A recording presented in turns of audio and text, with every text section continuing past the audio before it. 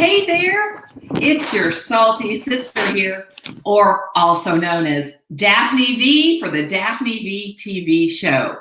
Welcome, and I am thrilled to spend the next few minutes with you because I believe you are a woman who may be feeling a little less than because of the way others treat you.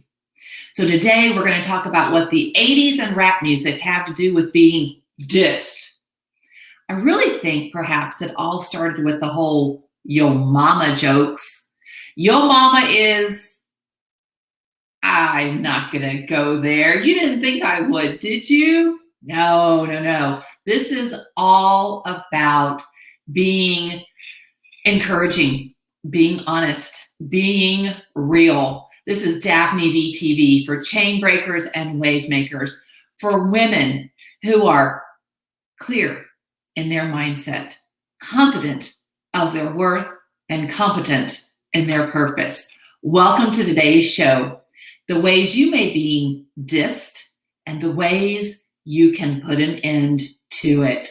I want to thank a special friend for her motivation or inspiration, really, regarding this topic. She reached out to me privately, shared a scenario with me about a situation she is in where regularly she is discounted, disregarded, and disrespected. And she asked, what do I do about that? And I said, hey, that would be a great topic for a show. So that's what we're talking about today. We're talking about being dissed and what to do about it. I'd love to know where you are watching from today. So please put it in the comments. And as I'm sharing, I'd love to hear from you. The more we can engage, the more fun we're going to have. All the action's going to take place in the comment section. So be sure and let me know where you're watching from. And I'd love to know what kind of device. Are you watching on your phone? Are you watching on your computer? On the TV? If so, let me back up because, that's a big screen. Anyway, let me get down to business. Today, Daphne V TV show's topic is being dissed. I believe all of us have been dissed at some point in our lives. And honestly, there may be times where we've dissed others. Guilty? If you're feeling a little conviction, you can just type guilty in there. There will be no judgment. Grace abounds from this space and this place. Hey, Leslie Ann, how are you? Great to have you join me today. Thank you. So here's the scoop. When we are being dissed, our value is called into question. We aren't being validated.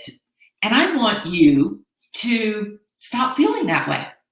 And I'm not going to tell you just, hey, stop it. I'm not going to disregard your feelings because I'm here to tell you your feelings are valid. They are what they are. They are not good. They are not bad. And you are entitled to your feelings.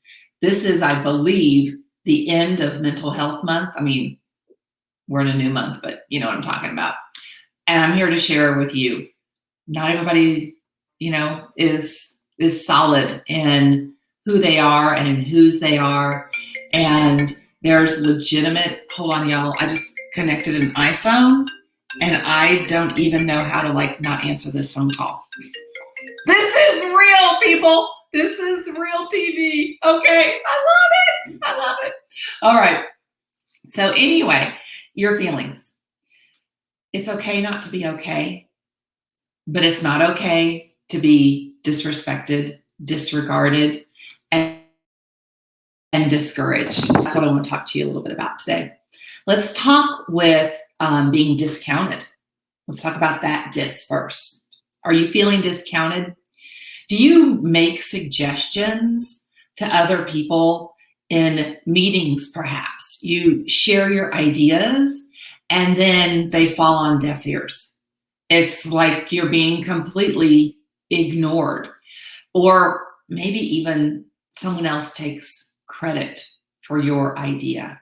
In other words, the value of what you had to contribute has been discounted. Now, if you're like me, You like to get a good deal on things that you purchase. You want a discount on things that you buy. But I don't want to be discounted. I will not be discounted. And I want you to own your value and your worth as well. You are full price, sister. You are valuable beyond measure. And because of that, there is no need to be discounted. I'm going to give you 3 different types of disses today, and I'm going to wrap up with how you can eliminate all of those. So hang tight and stay with me. So number 1 was discounted. If you've ever felt discounted, go ahead and feel free to share in the comments. You don't have to give the scenario, but I'd love to know if there's been a time in your life where you've ever felt discounted. Maybe even it was as a child. Maybe you didn't feel like you were being heard. So that's the first diss. The second diss is disrespected, or you may feel disregarded. Those kind of go hand in hand, if you will. That can happen anything from words to actions. When somebody verbally assaults you, okay, they put you down with their words. Maybe you have been physically assaulted, and those are definite ways of being disrespected. Maybe you've been disregarded, you've been excluded. Anybody ever wish they were sitting at the cool kids table in school? I was never at the cool kids table. I'm just being honest with you. And so I felt a little disregarded. What about ignored? I've got a real good girlfriend. She's a middle child, middle sister to be more precise. And people will come to her for her advice and her wisdom and then not follow it. I mean, what's up with that? So there are times in her life where she feels disregarded, okay? That is valid. Those are, again, your feelings and you're entitled to them. So I've talked about feeling discounted. I've talked about feeling disrespected or disregarded. How about discouraged? That's another way we can be dissed. It adds up over time. You know, oops there, a missed goal here, backsliding in some way, not getting accepted. Anytime we repeatedly have these disappointments, okay, there's another diss. In fact, if some diss words are coming to your mind, put them in the comments. I'd love to hear what you have to say, because we talked about discounted, disrespected, what was the other word? Disregarded, disrespected, discouraged, disappointed, all the disses, right? Now, if you are of a certain era, you may be familiar with a song by Chumbawamba. I get knocked down, but I get up again. Or if you've ever seen a Shrek movie, that's one of my favorite songs. And it's fun and it's a catchy tune, but it's not fun in real life, right? It's a good mantra to hang on to. But what happens when you are feeling dissed in life? So I've talked about all the ways we can be dissed. But then, like, what do we do about it? Thank you, Captain Obvious Daphne. We know this, but what do we do? So here's how you can change it. Here is an action step. And again, it goes to mindset, worth, and purpose. You are feeling, I am feeling, we feel discounted, disregarded, disrespected, discouraged, disappointed when we are disconnected. Another dis word. When we are disconnected, That is when we feel discounted, disrespected, disregarded, discouraged. So what connection am I talking about? When we are disconnected from who we are and whose we are. That's when all of those other disses kind of creep in and start to eat away at our value and at our worth. So again, what do we do about it? Well, we reconnect, or we connect with our true selves. When we are truly connected, we are wearing armor. We are wearing a Teflon suit. And it's like any type of attack that comes at us is a Nerf bullet.